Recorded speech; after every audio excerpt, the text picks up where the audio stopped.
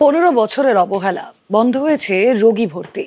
আসানসোলের বিদ্যানন্দপুরের বাসিন্দাদের আশা, বর্তমান সরকারের আমলে স্বাস্থ্য ফিরবে। যেখানেই আমি হাত দিচ্ছি সেখানেই ধ্বংসলীলা দেখতে পাচ্ছি।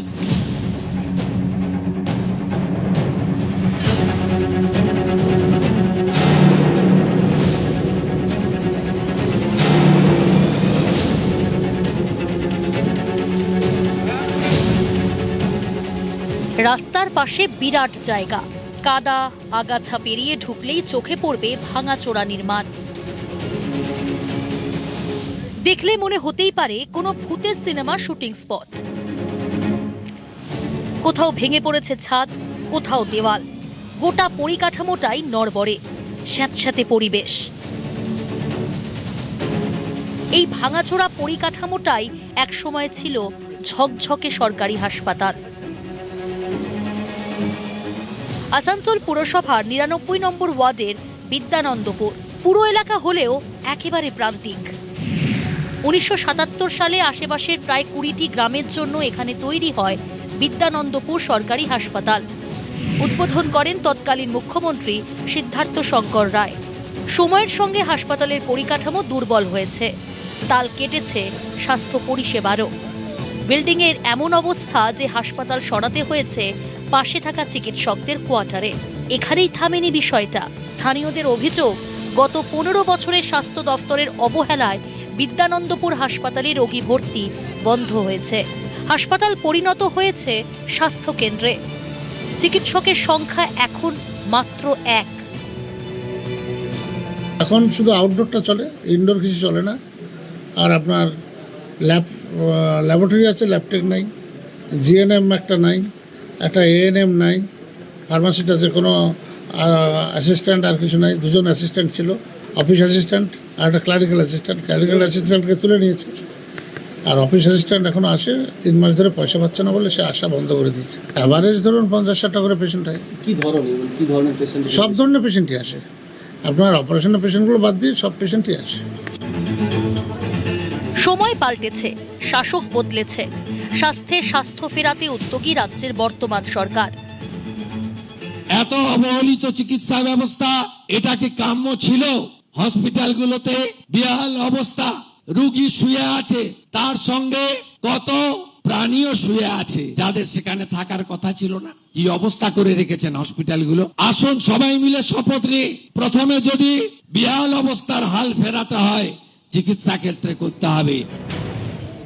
স্থানীয়দের দাবি, প্রায় 20 কিলোমিটার দূরে পশ্চিম বর্ধমান জেলা হাসপাতাল। এমার্জেন্সি রোগীকে নিয়ে ছোটাছুটি করা মুশকিল, তাই এই স্বাস্থ্য কেন্দ্রটাই এলাকার বড় ভরসা। আমাদের বিনীত আবেদন আমাদের সরকারের কাছে যে আমাদের যাতে এই হসপিটালটাকে যেভাবে ছিল সেভাবে কিছু একটা ব্যবস্থা করে দেয়। আগের ডেটে আমাদের এখানে ওই দিকটা দেখতে পাচ্ছেন যে 8টা বেড ছিল, অথচ আজকে বেড তো দূরে থাক, পরিষেবা ঠিক করে মানুষ পাচ্ছে না। এখানে মোটামুটি 20টা গ্রাম এটার উপর নির্ভরশীল। আজকের ডেটে যদি আমাদের কেউ অসুস্থ হচ্ছে, কেউ যদি রাত বিরাতে গেছে হচ্ছে, আমাদের গাড়িরও পরিষেবা সেভাবে কিছু নেই। হয়তো রোডে গিয়ে পেশেন্ট আমাদের এমনও হয়েছে যে পেশেন্ট ডেট করে গেছে। পালাবদলের পর আশার আলো বিদ্যানন্দপুরে। তৎকালীন মুখ্যমন্ত্রী সিদ্ধার্থ শঙ্কর রায়ের আমলে হসপিটালটা হয়েছিল। তখন আমরা ছোট ছিলাম। এই হাসপাতাল উদ্বোধনের সময় আমরা এসেছিলাম এই হসপিটালে। সুন্দরভাবে চলতো এই হসপিটাল। 15 বছরের সরকার, যে সরকার ছিল সে সরকার কোনো কিছু হসপিটালে কানামোনা লাড়েনি। অনুরোধ করছি উনি যেন আমাদের এই হসপিটালটা করে দেয়। অবশ্যই আমরা এই বিষয়গুলো দেখব, আমাদের কাছে খবর পাঠান। আমি তো বারবার করে আপনাদের বলছি, কোথায় কি অনিয়ম চলছে বা সার্ভিস নেই, এইভাবে এই যে কথা হেলথ সেন্টার বললেন, ডাক্তার নেই, অথচ 100টা পেশেন্ট আসছে, এগুলো খবরগুলো জানান। আমরা প্রত্যেকটা বিষয়ে মাননীয় স্বাস্থ্যমন্ত্রীর সাথে কথা বলে আমরা ব্যবস্থা করি। আসানসোল থেকে Dipak Sharma, news 18 Bangla.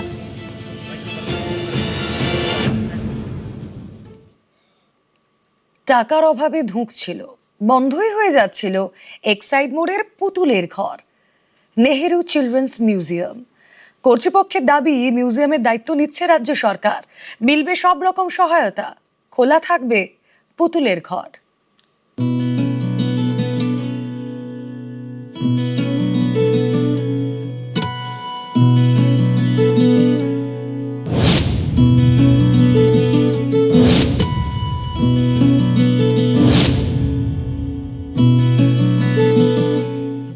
Nehru children's museum, মহানগরীতে পুতুলের ঘর, যে ঘর দেখতে আসে ছোট ছোট জ্যান্ত পুতুল।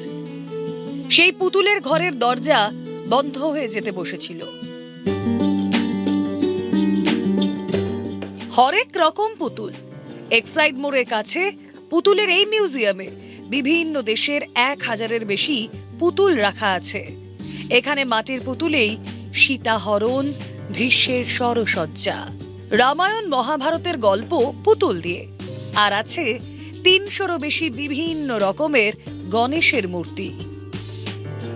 আছে আরেক রকম পুতুলের দল। ছোট ছোট পুতুলরা আসে নাচ গানের তালিম নিতে। এখানে শিশুদের নাচ, আঁকা আরো অনেক কিছু শেখানো হয়।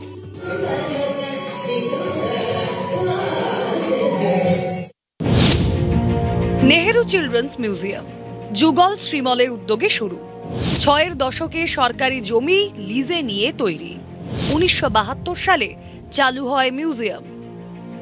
53 বছরের পুরনো এই মিউজিয়াম গত কয়েক বছর ধরে টাকার অভাবে ধুঁকছে। পরিস্থিতি এমনই যে একসময় পুতুলের ঘরে তালা পড়ে যাচ্ছিল। মিউজিয়াম কর্তৃপক্ষ রাজ্যের নতুন সরকারের কাছে আর্জি জানিয়েছিল বাঁচানো হোক পুতুলের ঘর। আমরা চিঠিটা পাঠিয়েছি সিএম কে, 50 লাখ টাকা চেয়েছি, আর আওয়াজ দেন যে আপনারা তৈরি করে দিন দ্য কারেক্ট ফায়ার। এটা ফায়ারটা যদি আমাদের ভুল থাকে সেই জন্য আমাকে ইমিডিয়েটলি বন্ধ করতে হলো। মিউজিয়ামে বন্ধ 15 আগস্টে বন্ধ হয়ে যাবে। তা আপনারা নিয়ে নিন যদি নিতে চান। শেষমেশ আশার আলো। নেহেরু চিলড্রেন্স মিউজিয়ামের পাশে রাজ্য সরকার। এক বিবৃতিতে মিউজিয়াম কর্তৃপক্ষ জানিয়েছে, নেহেরু চিলড্রেন্স মিউজিয়াম খোলা থাকবে। সম্পূর্ণ সাহায্যের আশ্বাস দিয়েছে পশ্চিমবঙ্গ সরকার। মাননীয় মুখ্যমন্ত্রীকে বিশেষ ধন্যবাদ। ওনারা বললেন যে আপনারা নেহেরু মিউজিয়াম বন্ধ করার কোনো যুক্তি নেই, কেন এটা হেরিটেজ অফ বেঙ্গল, এবং আপনাদের যা প্রবলেম হচ্ছে আমি আপনাদের লিখেছি, সেটাই আমরা দেখছি। কালকেই সন্ধ্যাবেলা ফায়ার থেকে লোক এসছে, আর সকালবেলায় প্ল্যান নিয়েছে বাড়ি। পুতুলের ঘরে আর চিন্তা নেই, দিনভর খালি হাসির রোল। জ্যান্ত পুতুলরাও একে ওকে দেখাচ্ছে, ওই দেখ গণেশ। গণেশ ঠাকুরও দিব্যি আছে গায়ে লিয়ে। রাজ্য সরকারের আশ্বাসে এক্সাইড মোড়ের নেহেরু চিলড্রেন্স মিউজিয়াম জুড়ে স্বস্তির হাওয়া। ক্যামেরায় সুব্রত জানার সঙ্গে প্রীতি সাহা, নিউজ 18 বাংলা।